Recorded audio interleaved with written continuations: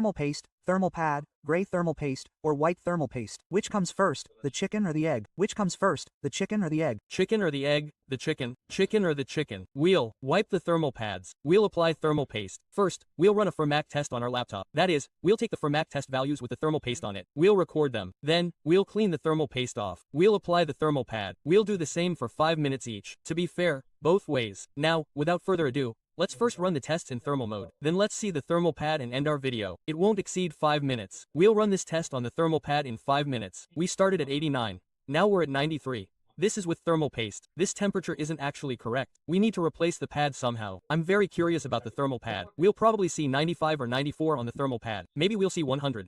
Because we played GTA 5 at 100 degrees on the other processor, the desktop processor. Those who remember know that video. It was on a desktop computer, but the thermal pad I used back then was a cheap one. We used a low-quality, muslin-style thermal pad there. I think the thermal pad we used there was 1 mil thick. Yes, 1 mil, I remember now. We reached 100. Right now with thermal paste, it's 92. The maximum we've seen is 93. I've never seen 94. I haven't seen it, actually. I'll press Alt plus F4 right away, guys. Let it take 5 minutes. It did. We're done, folks.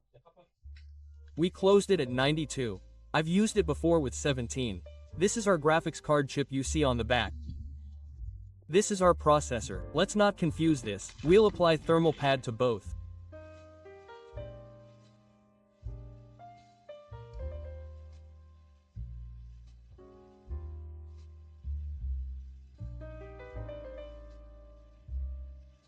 Now let's assemble the device and continue testing. I'm starting the form test. I'd say it's almost identical to the thermal paste. It also depends on the quality of the thermal pad. 92 means the thermal paste is 2 degrees higher than the 93.